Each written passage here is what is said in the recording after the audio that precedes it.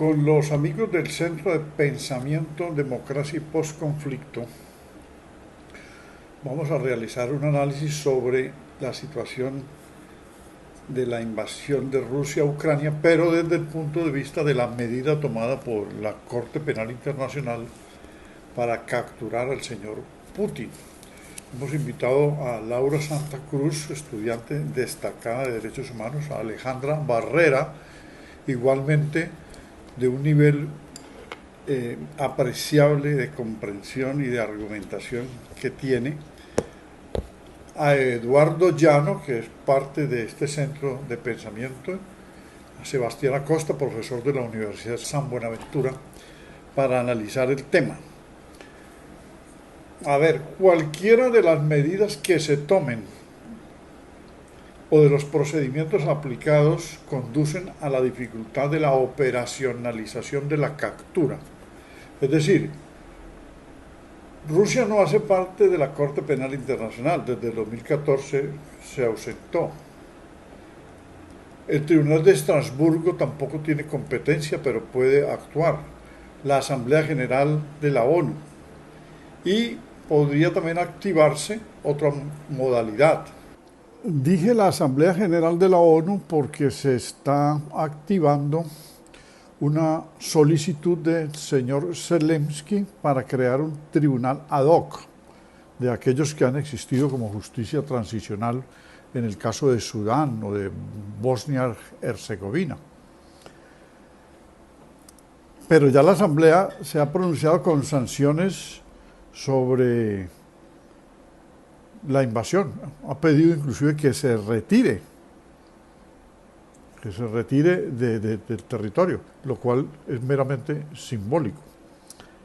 Otra modalidad sería la justicia universal, que es aquella que se puede activar por los países que han firmado tratados sobre derechos humanos. Por ejemplo, Colombia, según el artículo 93, todos estos tratados, entre ellos la Convención Interamericana de Derechos Humanos y tratados con Europa, y que hacemos parte también de la multilateralidad de la ONU, tienen el artículo 2 del Código de Procedimiento Penal la forma de activar la justicia universal, que lo hizo Baltasar Garzón en su momento con Pinochet, que consiste que si nacionales del país que la activa, conformando el bloque de constitucionalidad, puede realizarlo.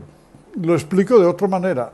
El bloque de constitucionalidad se puede activar en la misma medida en que los tratados sobre derechos humanos firmados por un país, en el caso de la actuación sobre la base de la justicia universal, se presentare cuando son víctimas de ese país, se puede buscar el principio de concurrencia para que otros países coadyuven y buscar la judicialización de la persona que está activando esa guerra y que ha llevado a los crímenes de lesa humanidad o crímenes de guerra o genocidios o crímenes de agresión.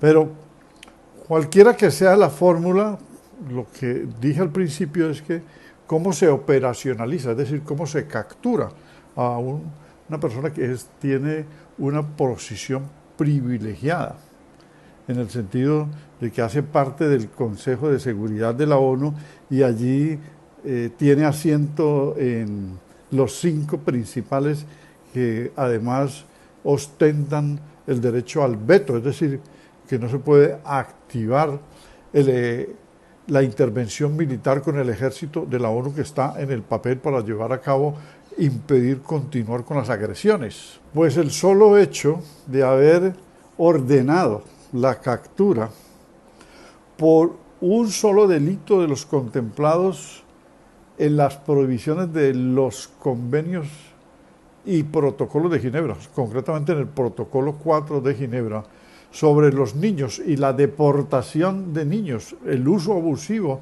de los niños y trasladarlos a otro país, porque pueden surgir más. El fiscal Moreno Campo ya lo ha dicho, es fiscal de la Corte Penal Internacional. Pueden procesarse más delitos y encausar a Putin y venir otras órdenes de captura. Pero el solo hecho de una orden de captura anunciada que no se ha ejecutado produce la respuesta agresiva del señor Dmitry Medvedev, que fue presidente de Rusia y que ahora tiene una alta posición, anunciando un misil hipersónico Onyx, que se puede lanzar desde el mar del norte contra el edificio de la Corte Penal Internacional. Ya es una locura, es una besania completa lo que estamos presenciando de guerra nuclear, que pasaría primero por desencadenarse una guerra mundial, que es lo que la Unión Europea ha tratado de evitar durante todo el año 2022. Es decir, no intervenir directamente. Lo que ha habido son ayudas para Ucrania y sanciones para Rusia.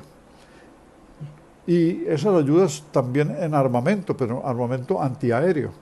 No, es una especie de proxy war. Lo que no se quiere es el choque entre Rusia y Estados Unidos, que no se ha producido desde la Segunda Guerra Mundial, y que en la Segunda Guerra Mundial fueron aliados contra los fascistas, los nazistas y los nipones. Entonces, en este momento lo que hay que evitar es la guerra mundial de intervención de diferentes países, porque la guerra mundial conlleva a otra guerra que no es conocida, si es imaginada por Hiroshima y Nagasaki. Sería una guerra nuclear, porque nunca ha habido la posibilidad, en este momento sí, aunque la carrera armamentista recorrió todo el espacio de la Guerra Fría, de un enfrentamiento entre potencias nucleares, y hay 12 estados nucleares, que tienen países que tienen armas nucleares. Cuando la Primera Guerra Mundial eran trincheras, la Segunda Guerra Mundial aviones, ahora son armas nucleares las que vendrían. Europa no tiene un sistema de defensa común, pese a que disponen de la OTAN. Es una federación que no funciona como federación. Rusia, después del desmantelamiento de la Unión Soviética, se conformó como una federación, pero no revivió el Pacto de Varsovia. Entonces, en este momento es una reactivación del armamentismo. Esa es la mayor situación de riesgo. Como lo dice Noam Chomsky, hay que buscar la neutralidad. Por lo tanto, proceso de paz y el plan chino está apenas considerado como un intento, pero no es realmente un plan efectivo, sino de acercamiento y mediación con tibiezas. Lo que hay que buscar es que se cumplan los contenidos de los tratados de desnuclearización. Y en este momento, entonces, ante el no acatamiento del START, que es un tratado de vigilancia e inspección en la producción de armas nucleares, la desnuclearización y el desarme debe ser conjunto para llegar a la neutralidad, no acercarse, como lo han hecho en los últimos años y más desde el año 97, hacia el este, hacia las fronteras rusas, sino frenar el armamentismo de la OTAN y Rusia también congelar el armamentismo. Frenar el armamentismo significa no construir más armas nucleares, que la OIEA como organismo de energía atómica de la misma ONU, conformada por 35 países, sea respetada, que los tratados firmados como el START sean verdaderamente cumplidos. Llegar a la neutralidad significa no estar acosando las fronteras del otro.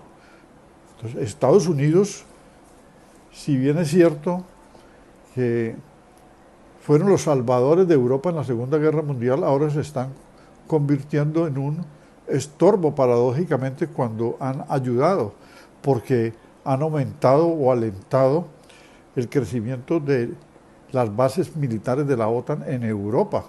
Todos los países que ingresaron desde el año 91 y más después del año 97 en el periodo postsoviético. Es una crisis enorme la que está viviendo el mundo al borde de una guerra nuclear que esperamos no se produzca por bien de la humanidad y que los raciocinios y la diplomacia y el comportamiento de la Unión Europea, que lo ha venido haciendo moderadamente, la prueba es que no han intervenido directamente, se produzca. Es decir, que la diplomacia europea, los medios de defensa, porque lo deben tener, lógicamente.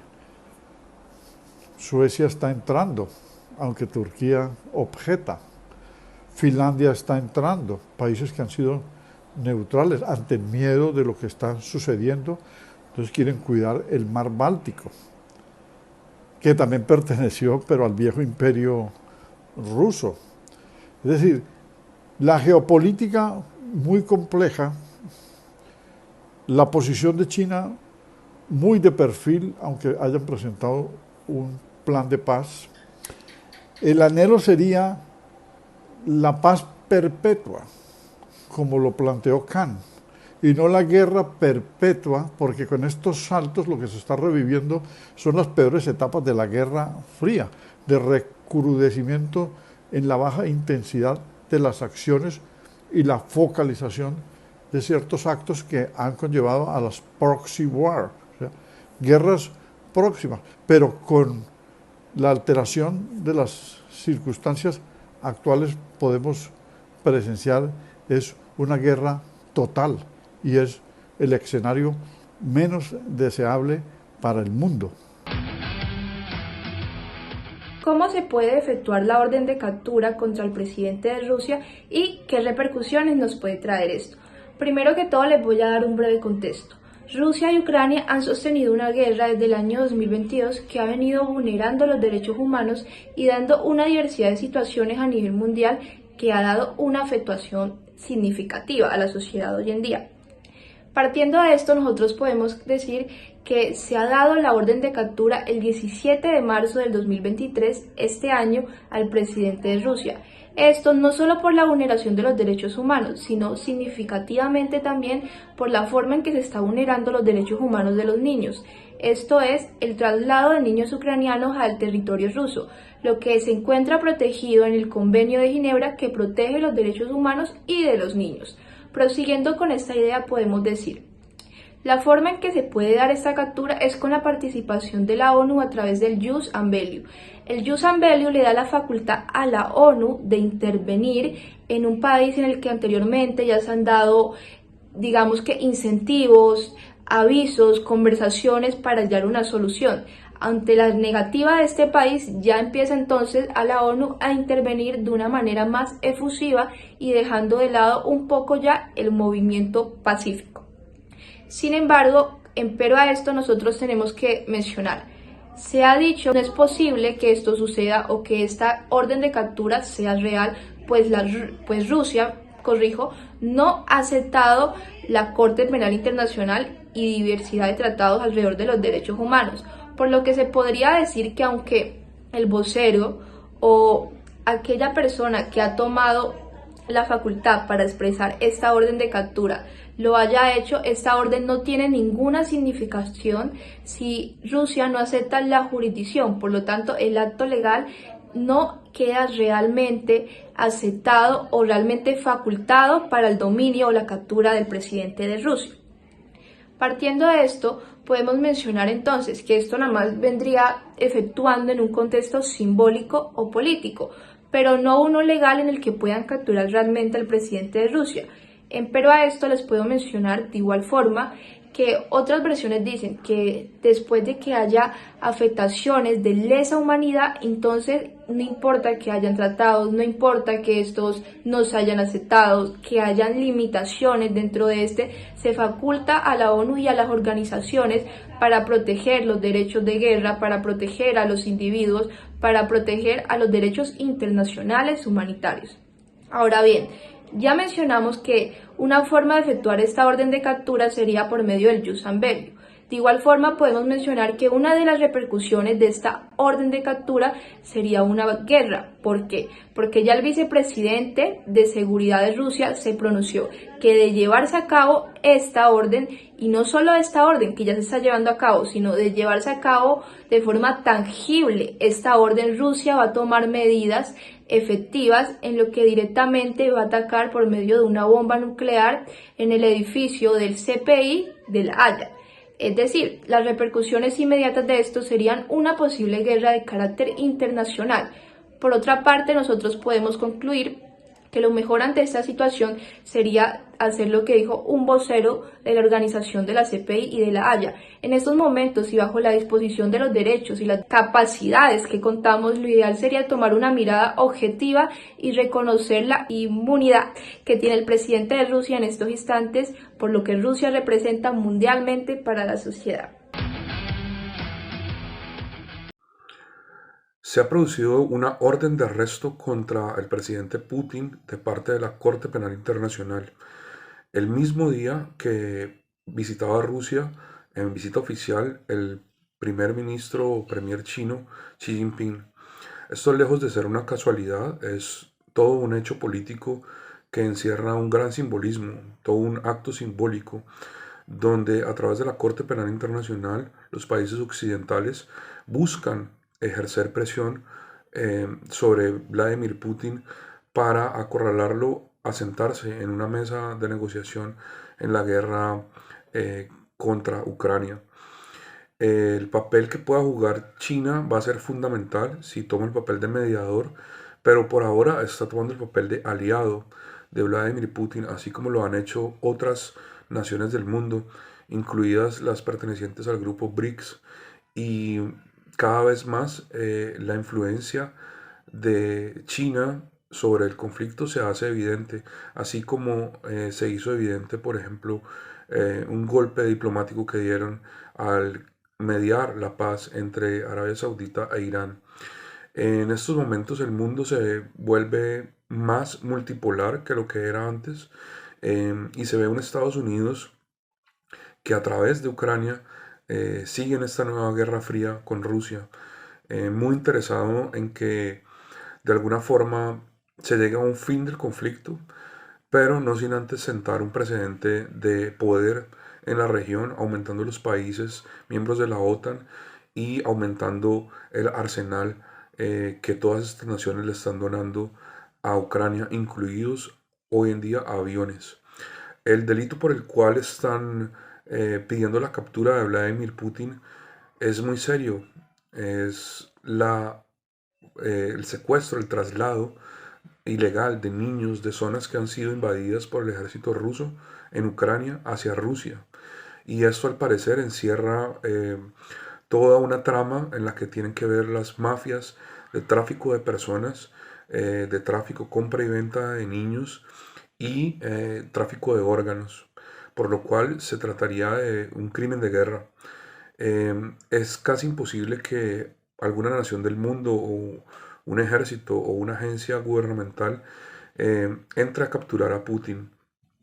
Tampoco creo que él vaya a salir de Rusia para que pueda arriesgarse a ser capturado.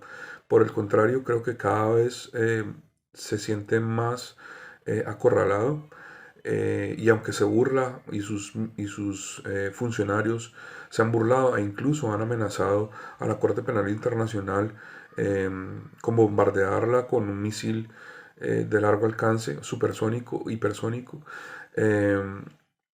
no muestra Putin una actitud distinta, sino incluso más desafiante al visitar ciudades que han sido tomadas por su ejército en territorio ucraniano, como Mariupol. Esperemos que este conflicto pronto llegue a una tregua o a una negociación que permita, entre otras, que las economías del mundo se recuperen y que permita también que haya un cese en el número de muertos de bando y bando, los cuales ya superan cifras más allá de los 100.000 muertos en este año ya largo de guerra. Putin es una persona que está dispuesta a todo con tal de no perder, y a menos de que se le dé una salida digna una salida donde él pueda vender una victoria a su pueblo, él va a seguir en la guerra hasta las últimas consecuencias, incluso si eso implica el uso de armas nucleares. Yo soy de la teoría de que Putin prefiere arrastrar al mundo a una guerra nuclear antes que perder o verse eh, como perdedor ante su pueblo y ante la comunidad internacional. Esperemos que el papel de China como mediador sea efectivo y que pronto se pueda dar una tregua a esta guerra. Para tener en cuenta este tema es importante empezar a saber el concepto real de la Corte Penal Internacional. La Corte Penal Internacional administra justicia entre los estados que violen cosas que tengan que ver con derechos humanos o cometan infracciones que tengan que ver con el derecho internacional humanitario. Todas las violaciones o crímenes que persigue la Corte Penal Internacional están estipulados en el Estatuto de Roma. Su propósito principal es poder sancionar a los responsables y que haya un reparo real y material hacia las víctimas. La Corte Penal Internacional emitió una orden de detención hacia el presidente ruso Vladimir Putin por presuntos crímenes de guerra que fueron llevados a cabo en Ucrania. El principal cargo que presentó la Corte Penal Internacional fue la deportación ilegal de niños ucranianos. Este acontecimiento, este caso, es el primero en la historia. Nunca antes la Corte Penal Internacional había emitido una orden de detención hacia un presidente de las 5 potencias a nivel mundial. Una de las 5 potencias que tienen el derecho al veto en el Consejo de Seguridad. Bueno, y lo que más puede causar intriga o interés es cómo va a ser la Corte para ejecutar esta detención. Y es que la Corte no posee ningún mecanismo o institución capaz de ejecutar el arresto. Es por eso que aquí entra la importancia de los países miembros del Estatuto de Roma. Actualmente son 123 países que hacen parte y que han firmado este. Es importante saber que Rusia firmó este estatuto en el año 2000. Sin embargo, quitó esta firma en el año 2016. Es importante saber que cuando la Corte Penal Internacional emite una orden de detención como la de este tipo es porque cree razonablemente que hay motivos que son suficientes para que estos puedan ser juzgados dentro de su jurisdicción. Es importante ahora resolver uno de los interrogantes más comunes y es que si Ucrania no está suscrito a este estatuto, ¿por qué la Corte tiene capacidad de juzgar este caso? Y bueno, esto debido a que Ucrania, a pesar de que no está suscrito al tratado, reconoce jurisdicción de la Corte Penal Internacional para que ésta pueda juzgar crímenes de guerra, como lo es este caso evidente. Teniendo en cuenta que Rusia ahora va a negar cualquier colaboración que pueda hacerle a la Corte Penal Internacional, hay que lograr saber qué es el paso a seguir, o sea, cómo se puede arrestar al presidente Putin. Y es aquí donde ya había mencionado entra la participación de los Estados miembros del Estatuto de Roma, ya que puede llevarse a cabo la detención en algún viaje que el presidente Putin pueda hacer a diferentes países de los que está permitido para viajar. El inconveniente es que después de la invasión a Ucrania, el presidente Putin ha reducido casi que al máximo sus desplazamientos al extranjero. Siguiendo la línea de lo que venimos diciendo, es importante tener en cuenta que para realizar el arresto de un prófugo no es necesario que el país esté suscrito al Estatuto de Roma o al tratado que convenga. En este caso, se necesita colaboración y no debe estar firmado. Ese tratado lo ratifica la Corte en sus últimos documentos. En años pasados se ha solicitado el apoyo de países externos a los tratados para casos como este. Además, sí es importante saber que los países firmantes sí tienen la obligación de acatar órdenes de detención que estén estipuladas y es obligación cumplir lo que la Corte Penal Internacional plantea. Lo que está pasando con Rusia es una nueva escalada diplomática.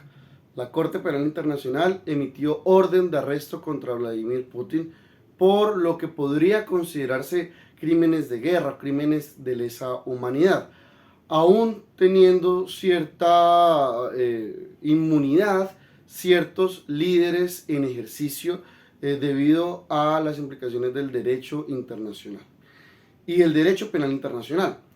Eso, digamos, le pone más sustancia al asunto en términos analíticos, pero también en términos diplomáticos y bélicos.